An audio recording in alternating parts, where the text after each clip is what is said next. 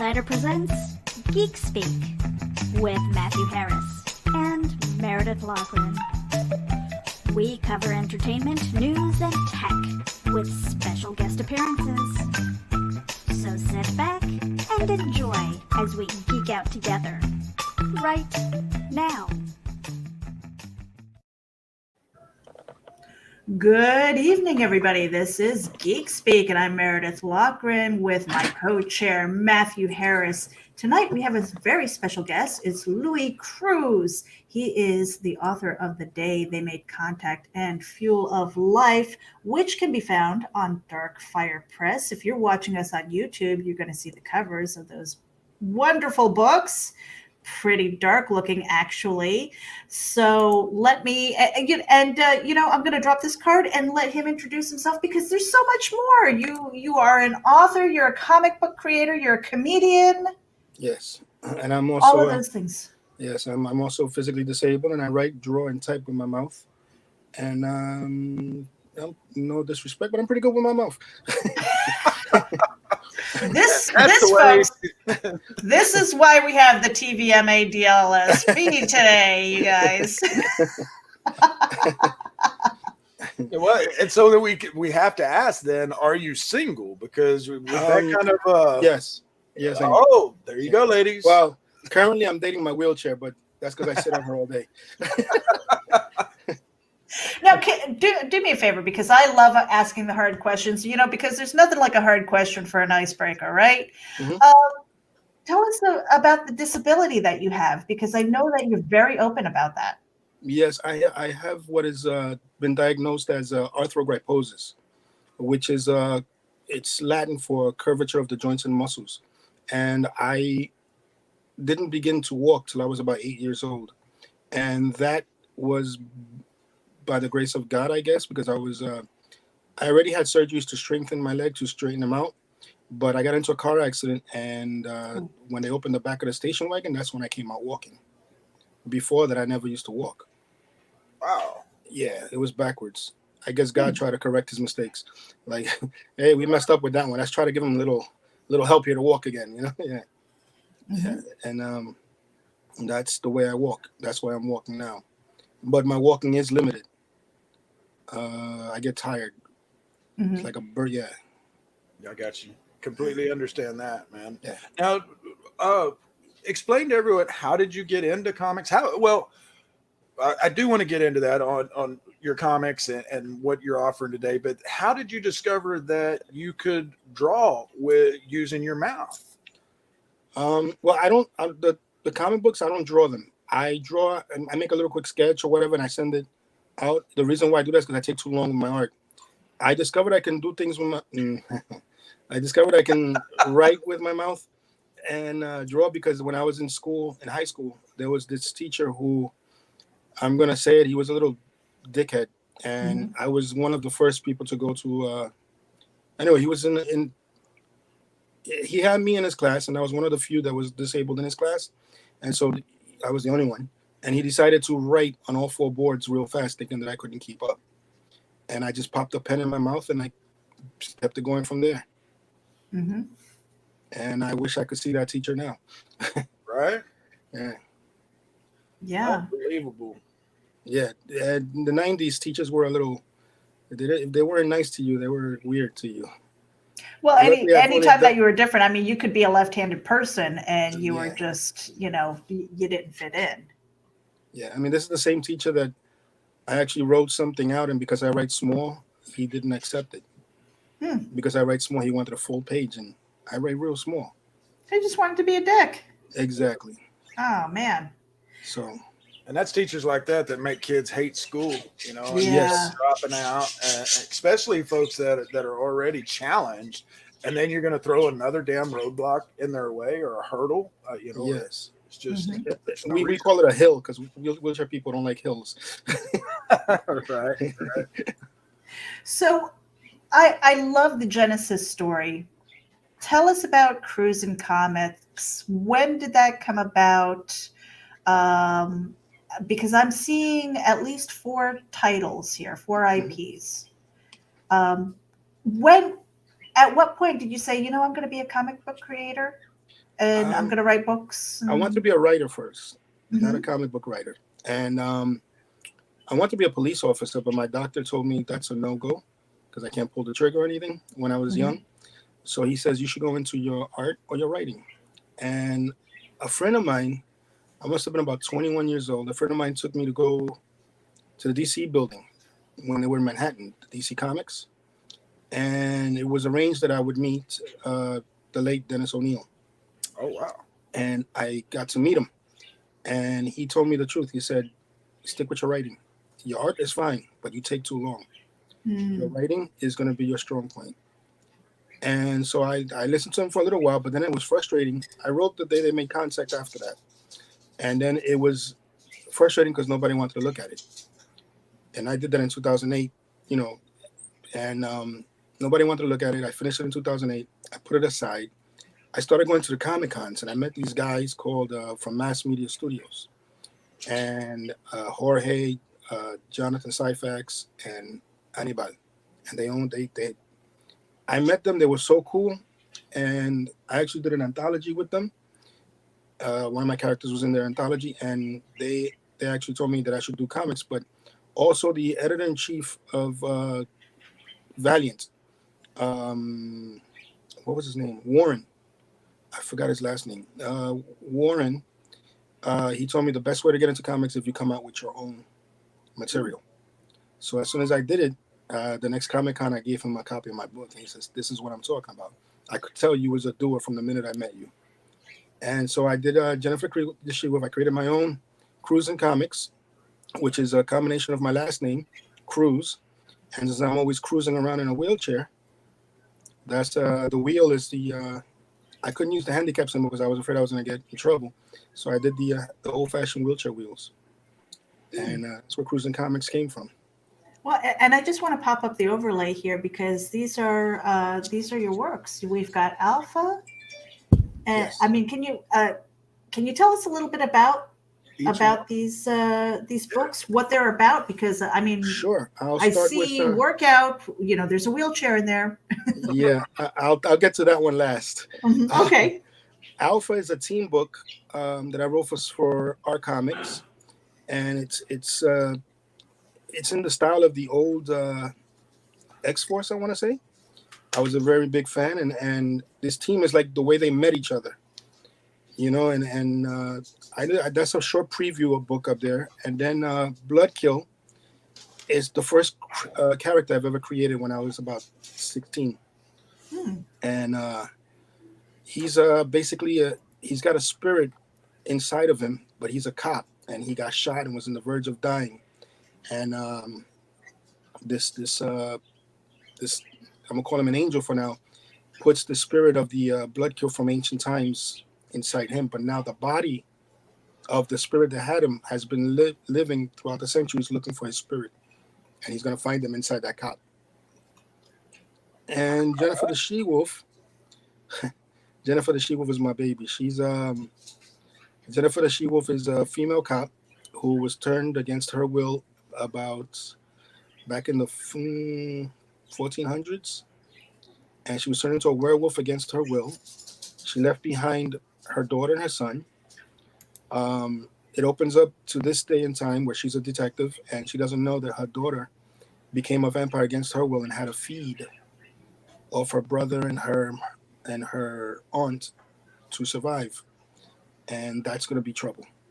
And also in the story, there's a guy in a wheelchair, because I try to involve people in wheelchairs as much as possible, who sees that she can become a werewolf. And so he asks the question, can you make me into what you are if that's the only way I'm going to walk? And she tells him that this is not a blessing, that it's a curse.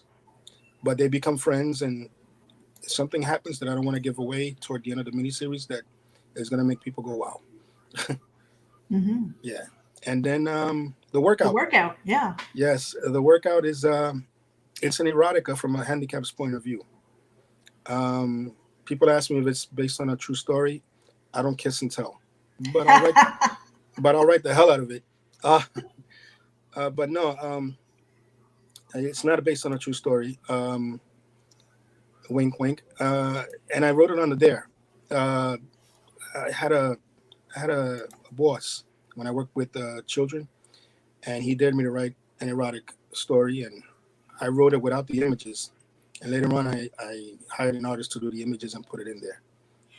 Wait a minute. So you wrote an erotica on a dare? Yeah, it took me 1 weekend. And were you hooked after that? No, I felt uncomfortable, believe it or not. Okay. I write sci-fi, I write a little bit of horror, fantasy, but erotica was new to me at that time, and I didn't feel comfortable writing it. And people are asking me to come up with a sequel to this all the time. Well, there's that thing where they say sex sells. Yes, it does, and I guess sex with a handicap really does sell.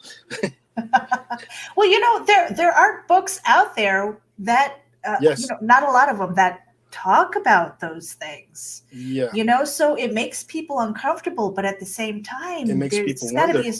yes, they do, and Yes. and I think that's a very important topic to talk about.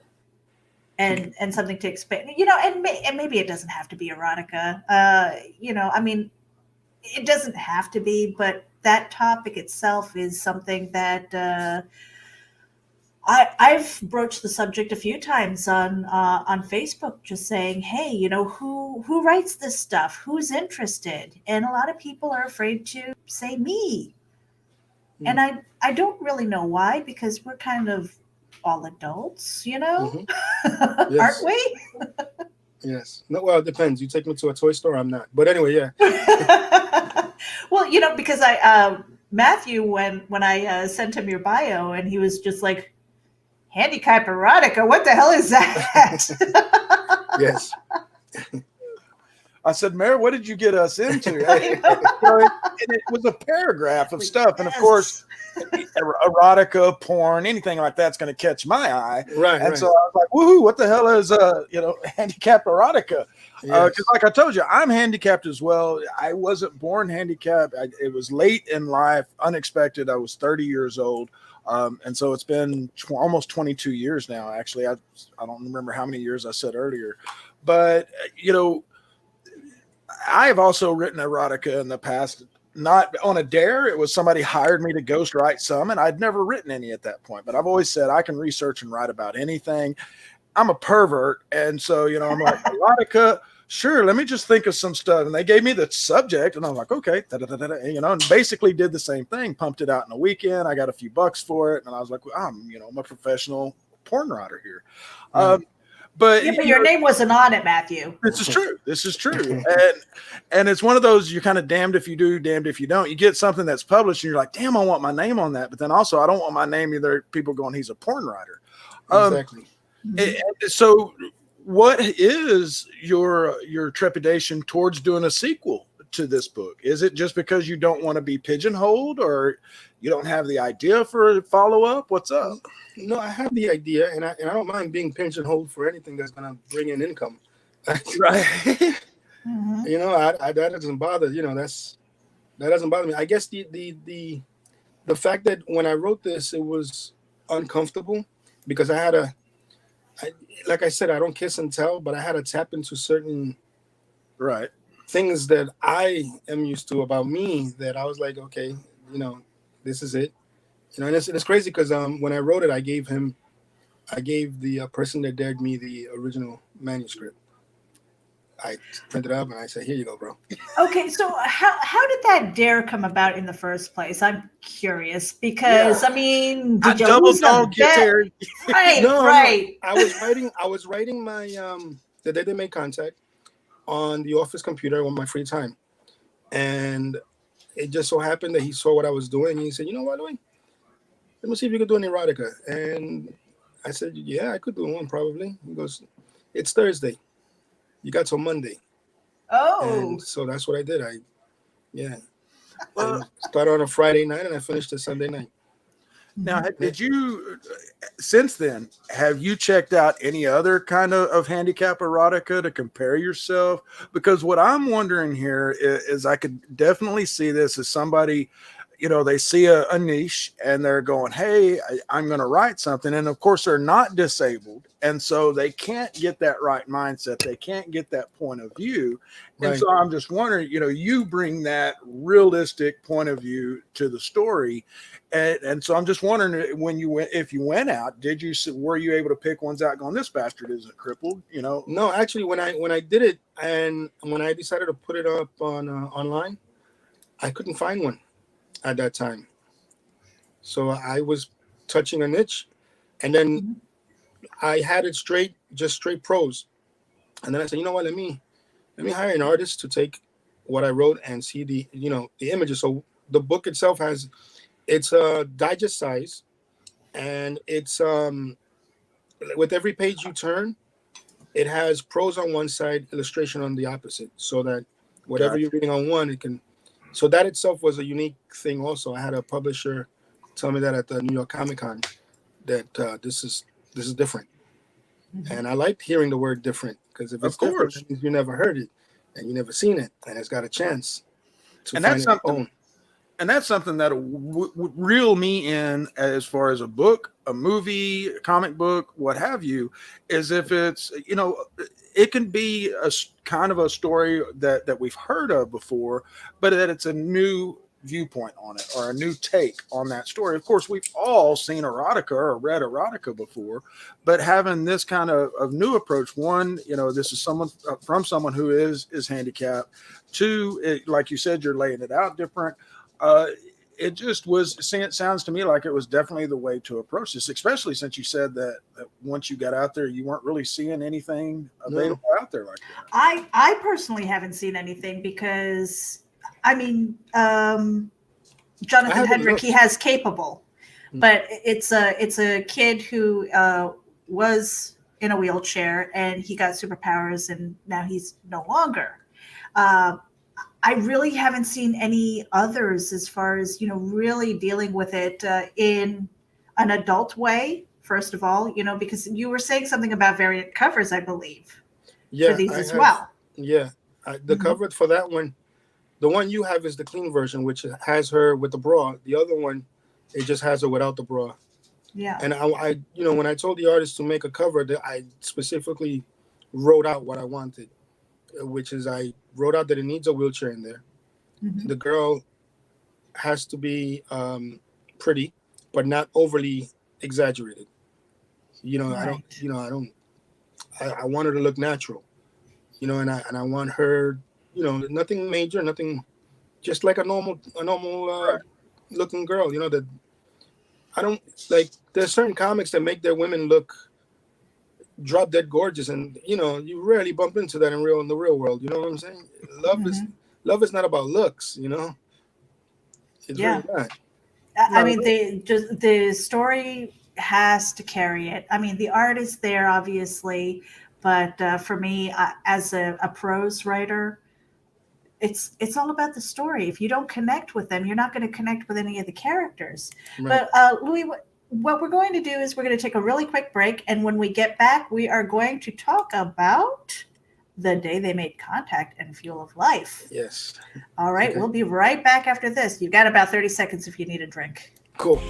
Check it out. MobileEdge.com has award-winning products with innovative features and contemporary, edgy designs that empower you to look sharp and travel smart with your mobile tech. Your beloved, not to mention expensive gaming gear and mobile tech devices are an extension of you, so give them the protection and style they deserve wherever you go. Find them at MobileEdge.com and protect your tech with Mobile Edge. Bring it on. Hey Geek Insiders, Mobile Edge has a special coupon code for our dedicated listeners. Get 25% off your Mobile Edge gear using coupon code GEEK25. That's GEEK25. Geek out.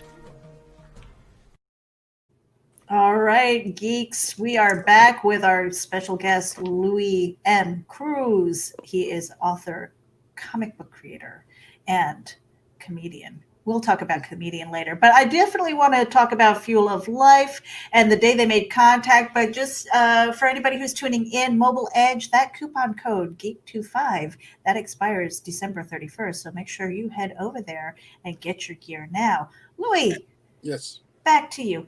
Uh-huh. Whoops, let's do that. Hello. Hello. I have a So- quick question. Yes.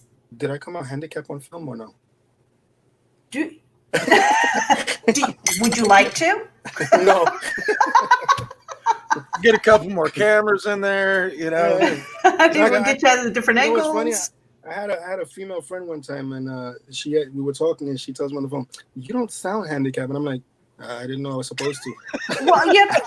Okay, I didn't know I was supposed that is so frustrating for me Yes. because there are people who are like, handicapped. That means you have to talk slow and really Yes, loud yes, to people. yes. I'm like, why? Oh my gosh, that's insulting. Yes, it is. I have a kick with it though. I usually go along with it. And Rob is tuning in. Rob Anderson, you crazy creative types. He says, "What's up? What's up, What's with up, you, Rob? Rob Anderson?" So let's talk about these two titles. Darkfire Press. It's going through them, and we have the link to your Darkfire Press profile so that people can find your books. But Fuel of Life and The Day They Made Contact. Yes. Are these graphic novels? Is it the- prose? The Fuel of Life is like the erotic book. One page illustration, another page prose, and it's a short story. It's not. It's maybe about 50 pages, 60 pages long. Mhm. 50, 40 pages, 50 pages. Yeah. And the Fuel of Life basically asks the question, what if our blood was used as fuel by an alien vessel? And back in the old days, we called them vampires, but they weren't. They were just, aliens who wanted to get out of this. They looked like us. They wanted to get out this planet, and they got stranded here. Mhm. So my thing takes place in the future when this meteor, which is a piece of their planet, is coming to hit us. But they trick us, and they're living up there, but they're in hiding, and they want us as humans to move to that big giant asteroid. And once we get up there, shit happens that it's, I don't want to give it away, but things happen that I'm gonna come up with a sequel to that because I left it open for a sequel and a prequel. Well, and I want to pop the overlay up here again because the Fuel of Life. I'm looking at this cover and I want, holy crap, that's like dark and bloody, and I love it. Yeah, we were going for that retro look, that pulp look from Mhm. back in the day, what the most pulp magazines had. Mhm. Yeah, I agree. Yeah, I love it. That's exactly what came to mind when I saw that was the old pulp magazines. What was it, Fangora back in the day? Yes. And hell, I can't think of all the titles. But that's that kind of artwork, that dark, stylized, and just absolutely draws you in. Because that's what gets me on comics. Meredith touched on it a minute ago. The artwork, like you and I were talking before the show. We're both fans of She. yes. And that's what drew me in was the artwork. But then it was the storyline along with the interior artwork that kept me there. And that's what I mean with you explaining the premise of this story. That definitely sounds like the artwork's going to draw me in, and the story's going to keep me there. Mhm. Thank you. Yes. That's something me and the artist worked on. His name is Angel Maria Martinez. We worked together a lot in all my titles. He's from Spain, and we never met face to face. Like we do it like this. So Right. even if he doesn't understand what I wrote, we'll call each other whatever through DM each other whatever, and we'll just explain it like that. But yeah. So how many? I guess, are you pretty exclusive to this artist? The artist? No, I'm not. But I've grown accustomed to his style, and he can pretty much adapt to any style, and he's willing to take risks. Mhm. Yeah. Well, I think that's a teaching moment. How do you go about finding an artist when you've finished writing up either prose or a script? Good question. Well, with him, I started out writing comics for a comic company an indie publisher that no longer exists, which is Art Comics, and that's where Alpha came from. And I wrote it, and he was one of the artists associated with another title that I served as editor for. And so when the company went down, I spoke to the publisher that I wanted to start my own, and he suggested two artists, which one was Henry Simon, which I worked with, and then I stayed with Angel for the long haul. And then the day they made contact, the artist on the cover, his name is Miguel Angel, and he lives here in the Bronx with me. And Angel colored the art on the cover of that, and he added the background with the UFOs and everything. So. Very cool. And I had another question, but I pulled a Matthew where I drew a blank. We always do this. It's like I was going to ask something. Actually, I think you had answered that. But well, let me ask one here real quick, Louis. Yes. Who would you say has been the most influential artist on your work, on your personal art, and then who are your favorite writers? In terms of comic books or in general? Anything, yeah. I'm a huge Kevin J. Anderson fan. Actually, yeah, he's a friend of mine on Facebook, and for my birthday, he always sends me a digital copy of his book, of his latest book. Yeah, he's one of the writers to the Dune books. Also, Stephen King, not so much for his horror, but how he started in the game. You know, he came from nothing, and look at where he's at now. Right, and I love his older stuff. Yes, I'm excited. Matter of fact, folks, The Stand starts tonight on CBS All Access. We had Brad Hinkie on here Monday, who's playing Tom Cullen on the new The Stand. But yeah, I love the Stephen King's older stuff. I say that there's two Stephen Kings, pre-accident and post-accident. Because after the accident, his writing to me was just a different person. But anyway, I didn't mean to interrupt you there. I went to see the Dr. Sleep, and I fell in love with it. Oh, I loved it. I loved it. I thought it was great. Yep. I remember my question. Another influence writer is I like Todd McFarlane, both art and. Oh yes. Yeah. I meet him every day. I mean, not every day. Every time I go to Comic-Con, and I have a video of him driving around my wheelchair. That's pretty cool. All right. Yeah. Cool. Yeah, and is he actually like he's in sitting it down with you, yeah, or no? I stood up, and he took the wheelchair for a ride, and before he gave it to me, he kept going line cutter, and then every time I go to a Comic-Con, he'll pull me to the side like, Louis, come up front. You know, like he recognizes me. You know, so that's awesome. A real good friend. Okay, so there's Stephen King pre-accident and pre-giving up booze. There, is that college Stephen King? I don't remember, when he was writing as Richard Bogman.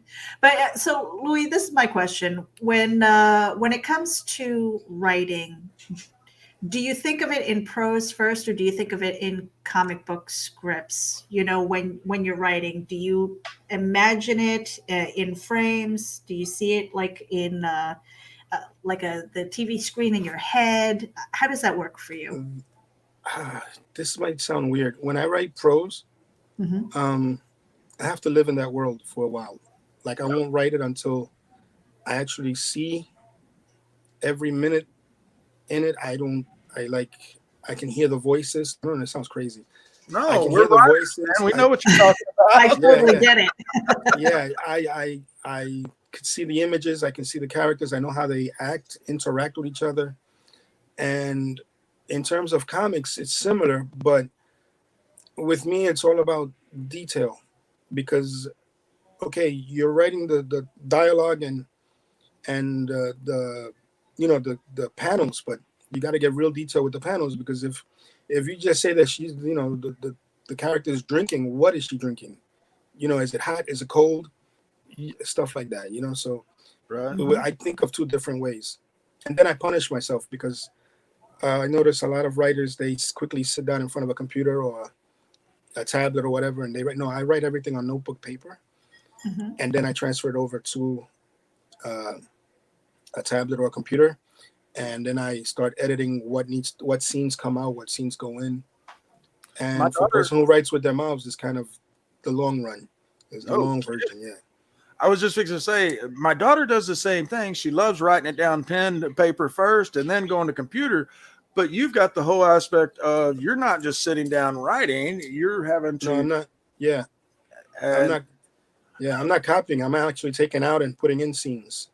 Yeah. So And you mentioned a moment ago that, and we said, we definitely understand, because I am really the same way. I will get an itch for an idea. I'll kind of do an outline, but then I will spend the next week or more thinking about that story, especially when I'm trying to fall asleep. My brain won't shut off. I'm hearing conversations in my head between the characters, and it'll be the same thing over and over every night, but I tweak little things. No, this is what I want different here, because that's going to lead to this. And then I can sit down and actually start writing out the prose. I also unfortunately suffer from OCD. And so then that, I end up at 3:00 in the morning going to write something down because it hit me. And I'm like, I've learned that lesson of, having an idea in the middle of the night and going, oh, that's such a good idea, I'll remember it in the morning. And then, because I've never ever got the idea back, never came back. It's gone with the wind. And I love that you said that you kind of get immersed into that world. And, Yes. Quite honestly, I would probably be offended if I wasn't on some kind of soft watch list because of my Google searches, I know you're what's sad? listening. You know what's sad? I'm lately, for the past week, I have what would be writer's block. And it hurts. No. It Oh, hurts. yeah. And I figured out what's causing it, which it took me a week. I'm doing 3 things at once, 3 different stories. Mm-hmm. And so every time I sit in front of one, I can't concentrate on that. So I have to learn to shut the other ones off. Right. How do you do that? Shut them off? Yeah. I haven't figured that part out yet. That's the only way I have found. Louis, you would laugh. I'm not going to count them. Let's see, 3, 6, 9, a dozen notepads open at the bottom of my screen, or word pads, pages, because I'm on Apple. And they either just got a title and a quick little blurb of something I've came up with, or there's ones that have 400, 500, 1,000 words. And I do the same thing. And then when I sit down, I'll go, okay, I'm writing my stuff today. I'm not writing for anybody else. I'm going to write my stuff. Then I have a hell of a time picking which one I'm going to focus on. And that is something that I'm going to do over the next 2 weeks. We don't have any shows lined up. We might have 1 or 2 here or there for the end of the year. But I'm going to be working on my own stuff during the shutdown, and I'm going to prioritize which ones I'm going to work on, and I'm going to block the rest out and just work on one at a time. Yeah, it's frustrating, man. I was working on a story. It's kind of like an alternate historical romance, not so much erotica, but there was this one scene where I kept on writing myself into a corner, and I kept on going there, and it didn't matter. I edit, I would try and switch things up, and it wasn't working. And it took me about 2 weeks of suffering. And then I woke up in the middle of the night and went, you don't need it. I just threw out that chapter and it just went by so smoothly. And I was like, where was this voice 2 weeks ago? Why did I have to suffer for this? It's frustrating, man. Yeah. It really is. That's one of the hardest things that I have, one of the hardest acts that I have found that I have to do at times. And that's deleting work, deleting a full chapter, taking a character out, a paragraph here and there. I still get mad, especially if I'm working for someone else and I'm getting paid per word, and I'm like, shit. But going and writing a chapter and then running into that block and then just being able to go, okay, and not even copy pasting it somewhere else where, I'm going to take this paragraph here, just deleting that son of a bitch and starting from scratch. That's one of the hardest things to do as a writer, because it never fails. You can't recreate that, that one paragraph. You can go, well, you can get certain aspects of it, but you're never going to hit it right the way, that same tone you did the first time around. Yeah, you're right. Yeah, like another thing I don't feel comfortable with. I'm gonna ask you guys this. Do you put curses on your stories? I told you I cuss in my sleep. And yes, except for stuff that I write for other people. It's just like my work life. For the longest time, my tattoos were above short sleeve level. When I went to work, it was yes sir, no sir, yes ma'am, no ma'am, and I was very professional, even though I cuss like a sailor. And the same thing goes into my work. If it is supposed to be professional, then that's the slant I give it. If it's my stuff, oh yeah, there's all kinds of cussing, sex, whatever the case may be. Most of my work is usually good versus evil anyway, God versus Satan. And so that you have that true evil aspect in there. And of course, there's going to be swearing and just all kinds of stuff. Am I going to alienate a certain portion of my potential audience? Of course. But, if I could put out the cussing, then I'm not giving the story that is up here. And for me, I think it depends on the book, the character, whether it's the protagonist or the antagonist, whatever their character is. If that's them, if they're dropping an F-bomb every other word, because I know people who talk like that, it is appropriate. But if you're just throwing it in there just to be bold or ballsy and it just doesn't fit, like, where did that come from? I mean, what did you need a filler word or something? I think that's different, right? So yeah, go ahead, Matthew. I was just gonna say, I love this tip from Grant. He says, have a book of deleted ideas so that it doesn't feel like you're losing those ideas forever. And that's definitely something I'm gonna have to do. I'll have to have me a little pad where I can just, I guess I'll have to put the titles and then the paragraphs, because if I jumble that stuff together, I have a hard enough time sometimes if I don't do an outline. I've got one sitting right here. It's a kick-ass first chapter. Have no fucking clue where I was going. Well, you know what? Sometimes those go really well in other stories. It depends. True. And that's why I kept it.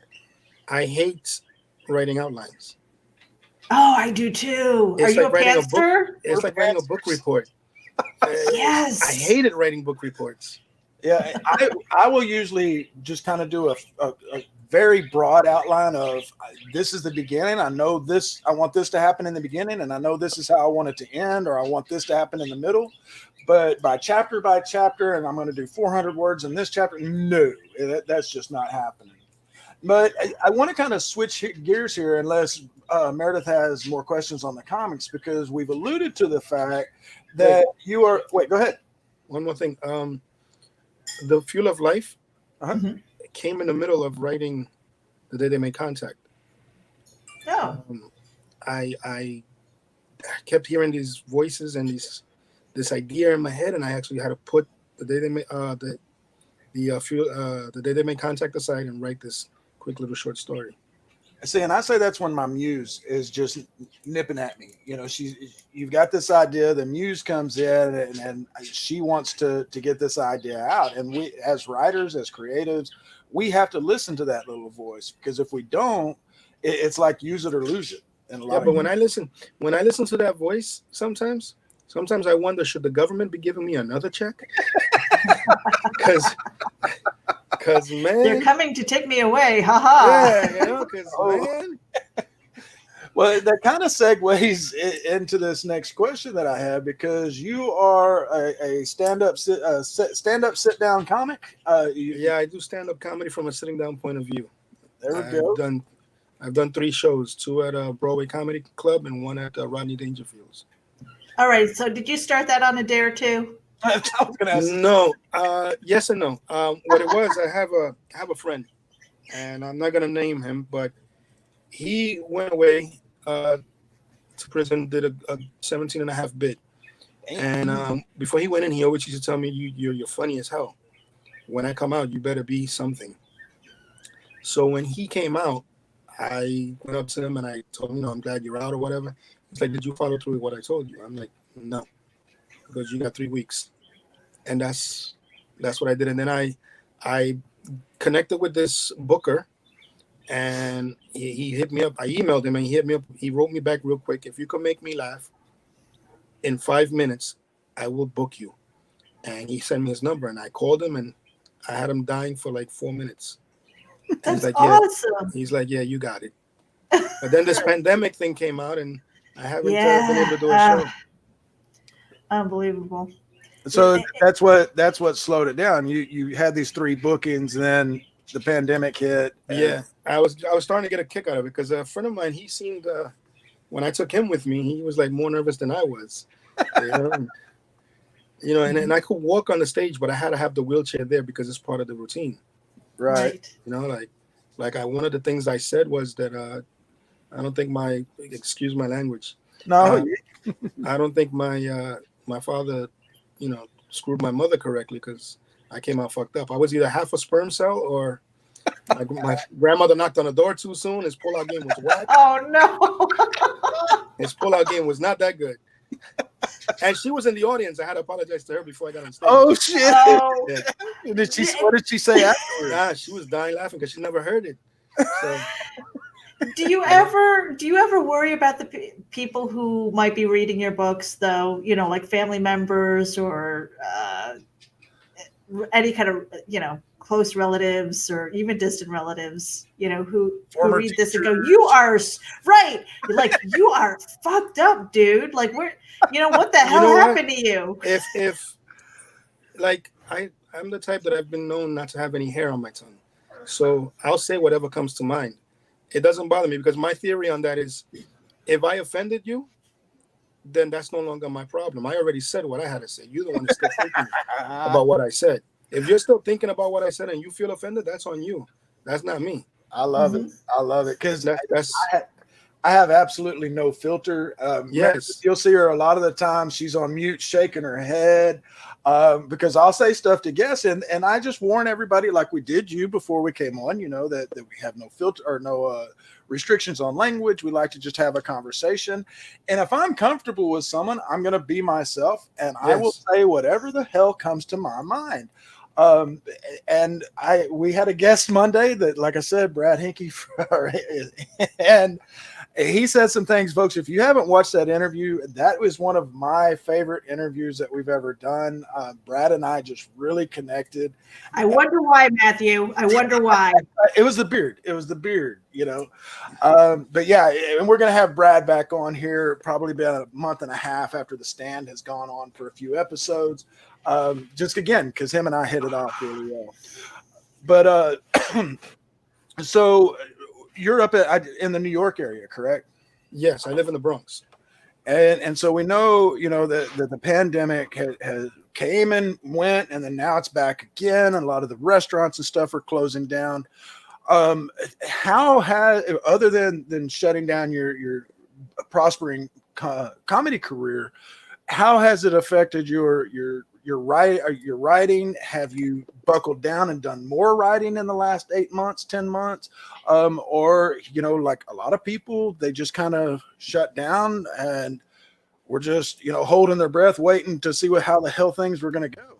Well, plus Comic Cons, it's like, is that going to happen in 2021? Comic Cons is, I get a kick out of going to Comic Cons. I got a kick out of participating.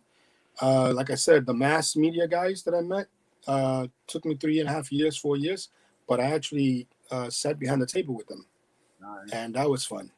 And it's like it was like they knew me forever. It's like I know them forever. That we get along so great. Like one of the artists actually did a cover for an upcoming book that I'm doing. It's called Rainbow, and it's not Rainbow RAINBO, it's REIGN because the character will reign over the land of Bo.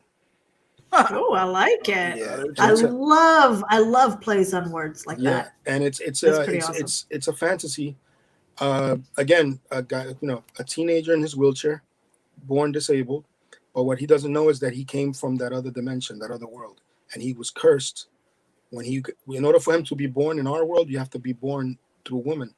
So he was cursed just as he was being born to be forever disabled in our world. But when he goes to that world, he can't believe he's physically, normal. And that he's royalty.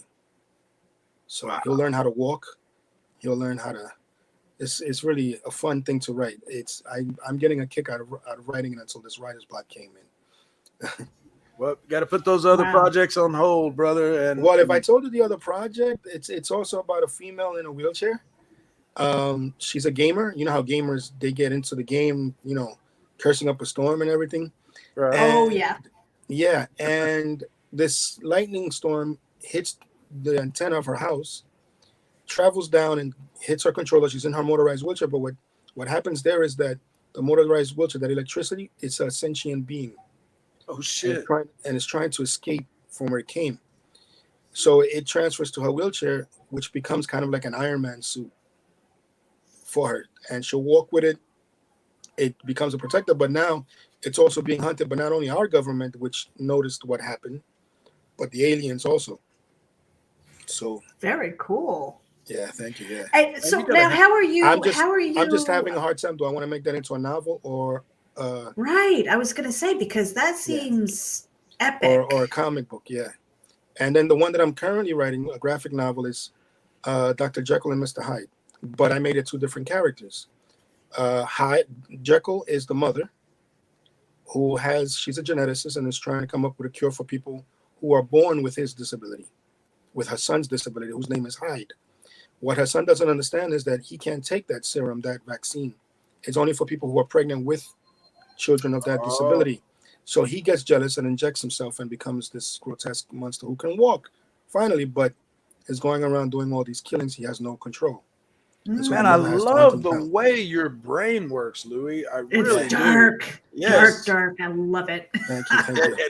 And that's how we are. Meredith and I both, we do our writings, our personal writings do lean more towards the dark side. Dark and twisty. Yep. Yes. And that's why we loved Halloween. We had a whole week of Halloween events. We look forward to this. We're already starting to try to plan next year's. And, we've got this relationship with Full Moon Features and with Shudder, or Full Moon Entertainment, excuse me. No, I said it right the first time. Full Moon Features, and then Shudder, the channel Shudder, because we love that dark stuff. And every one of my stories, for the most part, is very dark. But do you find that with going with so much dark and with touching on the disability aspects, do your characters, do their problems start seeping into your own life? No, I keep it separate. Gotcha. I keep it separate. I touch on it a little bit, but I'm not really a dark guy. I'm a funny guy. I'm never depressed. I really enjoy being me. If there was a higher being, a God that came down and said, "Hey, I'm sorry, I'm going to make you physically normal," I tell them, "No, you're kind of late. I'm enjoying this. It's kept me out of jail so far. I'm enjoying this." Now, Louis, I wanted to ask you, because you've got quite a few IPs that are out there. You are writing a shit ton of stuff. Do you have any crowdfunds that are going to be launched anytime soon? No. Where can people find your books then, if not? Right. Indie Planet is one of my main things, and Darkfire Press for the 2 novels. Okay. I'm looking into it with a friend about Linktree. Wink, wink, Meredith. Just to see how that goes. Yes. All right. Yeah.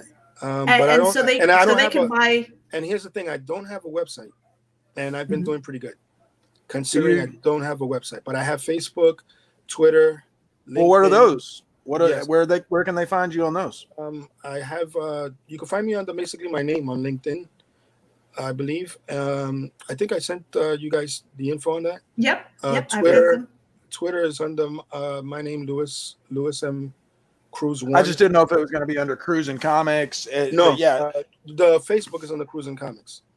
and all of that stuff will be in the show description, folks, on our Yeah. YouTube, and of course you can find that on the website as well. Go ahead, Meredith. I'm sorry. I've been interviewed. It's funny because I don't have a website, but in one of the Comic Cons that I did here, not Comic Cons, one of the cons, I was approached by a local news, New York One, and they did an interview on me. And then the same week, New York One contacted me.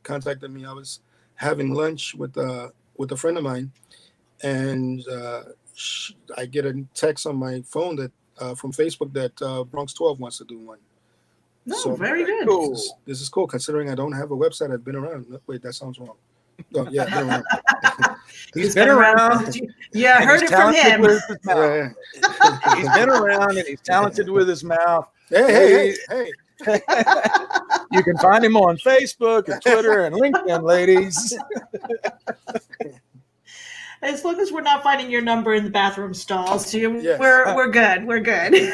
For a rolling good time, contact Louis. Oh no! Hey, You're so I'm gonna bad. use that for a rolling good time. I'm gonna use that. Oh man, yeah. This was. I had such a good time because again, we love the dark, twisty things. The more adult comics and the stories and things like that. We didn't even get into the day they made contact. Ooh, wait till you see that one. Do tell. We have time. Okay. The day they made contact, it tells. You remember? I don't know if you're into this. Do you remember the Roswell incident? Of Yeah. course. Well, not. Well, no, I know, but I mean, you've all heard the story of the Roswell. Yes. Well, what if they came back 100 years later, and they want to know what happened to the people they sent here, and how is it that we advance so much, so fast in such little time? Mhm. And so I came up with a character who, he's a 17-year-old boy. He comes home from work. They make contact with us under the premise of we come in peace, like all they do. And there's two factions in there. There's the ones that wants to find out what happened, and then there's this other alien who's holographically disguising themselves to look like the first aliens, but they're not. They were slaves at one time to them, and they're trying to warn us that these people are not here to make, buddies. And so anyway, this kid comes home. They got permission to mingle with Earthlings, and this kid comes home sick from school. And the mother tells him, go upstairs. I'll give you something for your stomach in a minute. The female alien asks, can she help? And the premise of the story is that for every touch this alien and this kid give each other, there's a bond, a mother and child bond that will develop. And he'll get a certain ability, a certain alien ability. And at the end of the story, she will give birth to him because she gave up her ability to give birth to herself, because they cloned themselves and then they transfer their essence into that clone. And so she'll give up that cycle to give birth to him at the end of the story. Very cool. Very cool. Wow. And I've always said, that time is just an Earth construct. We are the time as we know it is only time as we know it.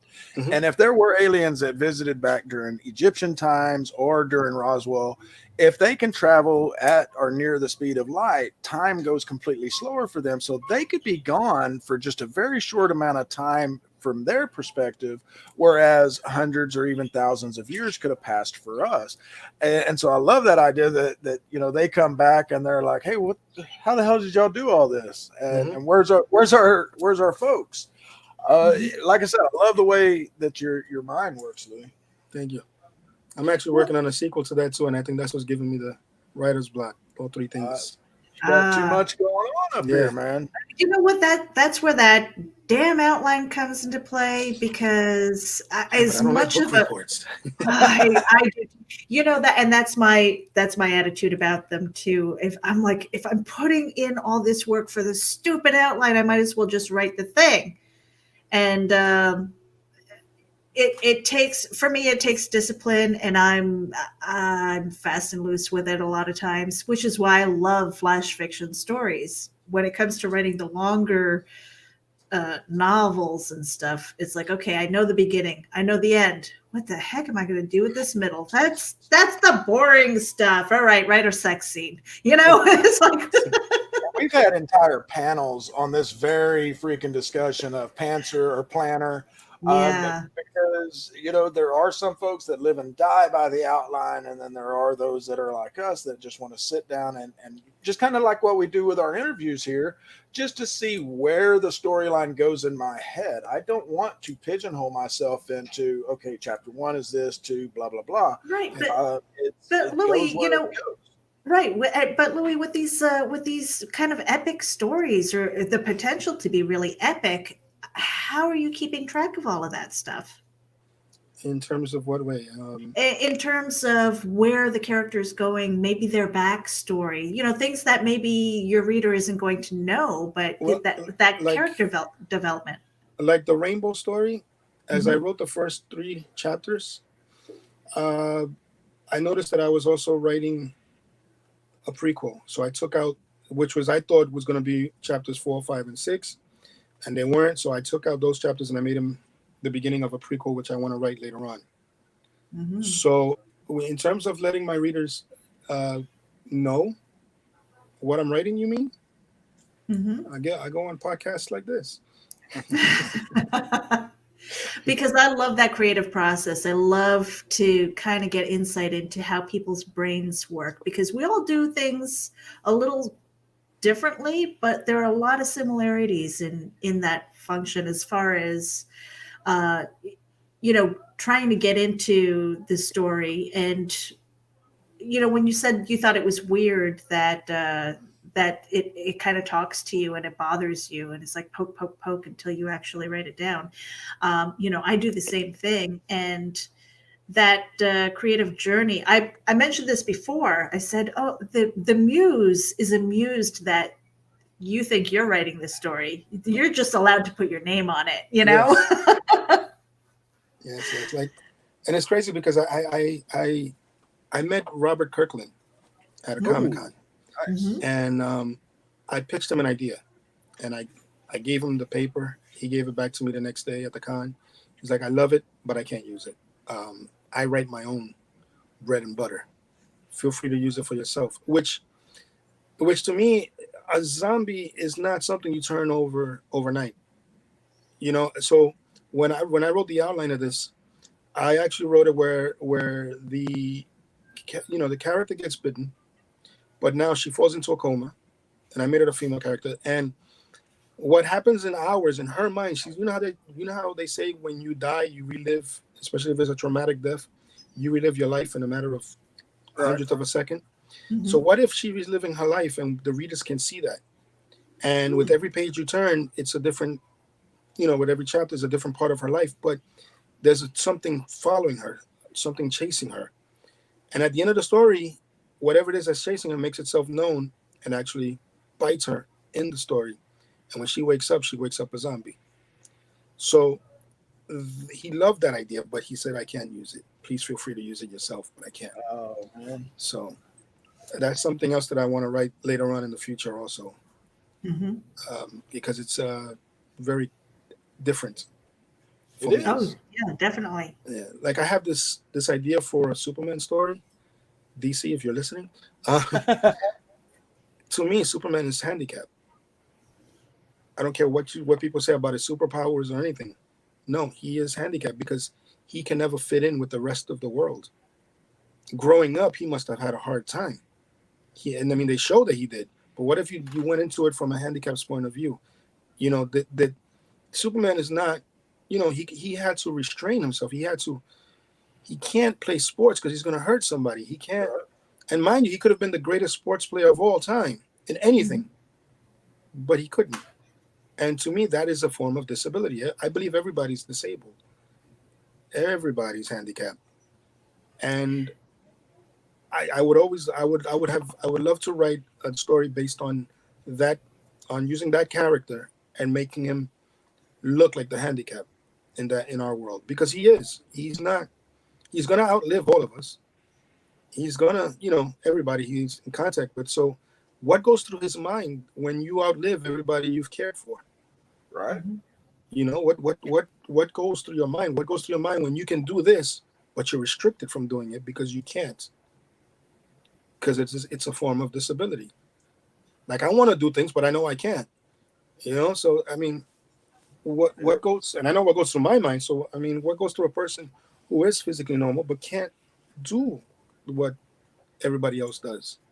I love that. I love that take, because you're right. Uh, it is a form of disability. You know, he could have all the girls in high school. He could be the football captain, but he could also end up killing a bunch of kids. Yes. And that's the story that I would love to tell with that character. That's DC. You heard him. If you're listening out there, DC. Well, we are at the top of that. But then again, I would love to do a Darkwing Duck versus Predator. That's an interesting combination. Yes. Yeah.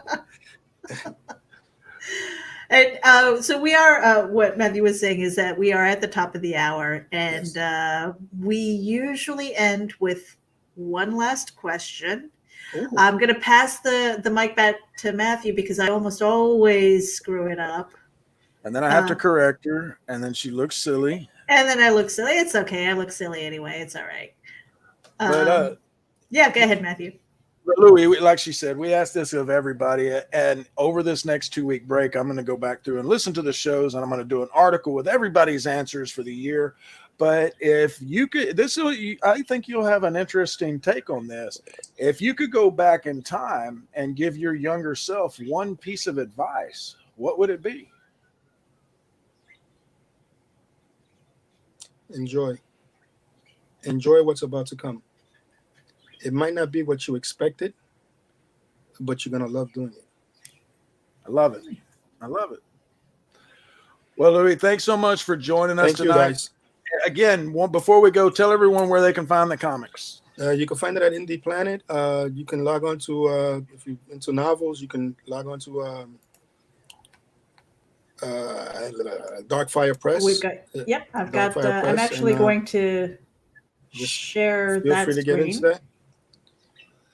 There you And go. feel free to pick up not only my stuff, but Darkfire Press, you guys. Yeah.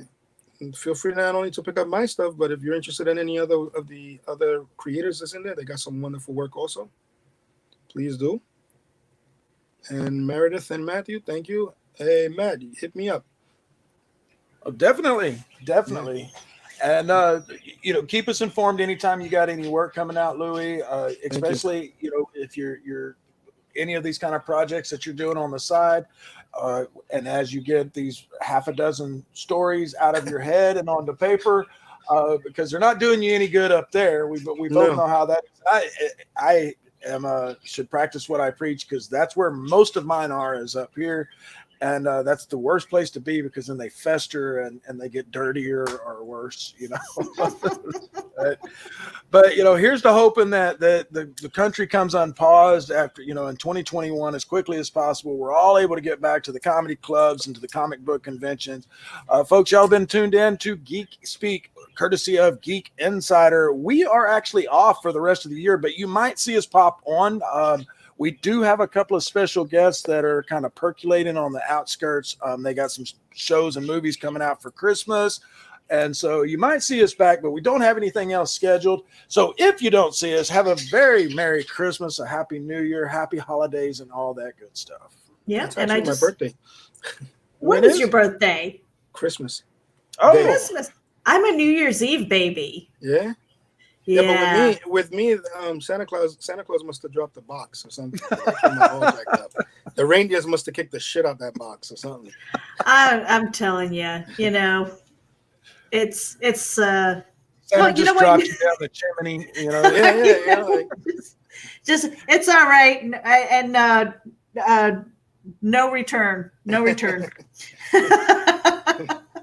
Well, thanks again, Louis. And I wanted to say, make sure that you head over. If you check out the show description on YouTube or Facebook, make sure that you click the links to Louis. because ahead. we have the link on Indie Planet as well as Darkfire Press. So make sure that you head over there. And don't forget to hit the subscribe button on our YouTube channel. Matthew, Yes, you had and- one more thing. Yes, I can't believe we didn't mention this. Folks, as of this week, Geek Speak is now on Pandora. We are now officially on every single major podcast platform. So wherever you listen to your podcast, just go look up Geek Insider. Don't look up Geek Speak, because that's the name of the show. The name of the production is Geek Insider. So just go and listen to the show. Remember, we got one hell of a library from this whole entire year with interviews out the wazoo. The indie events that we've had throughout the year are also available on most of those. And then, of course, if all else, like Meredith said, on the YouTube channel, you can see our pretty smiling faces along with most of our guests. I think we've only had 2 that didn't come on camera, but you can, a lot of the times we show photos, videos, trailers, and all that kinds of crap. And so you can always see that stuff on our YouTube channel. We're trying to get up to 600. We're like, what, Meredith? Was it We're 6 so away, close. 8 away, So something close. like that? Subscribe. Do it now. Do it now. Yes. Louis, thank you so much for being here. We Thank appreciate you. Merry Christmas if we don't see you. I know we're going to be in touch because we're Facebook friends. Yes. We do stuff like that. Matthew, So- hit me up. I will. I'll get you that. Now Meredith, don't go thank you. anywhere. We have a short outro, and we'll talk to you in the green room. Hold on one second. Let's just say goodbye. Bye.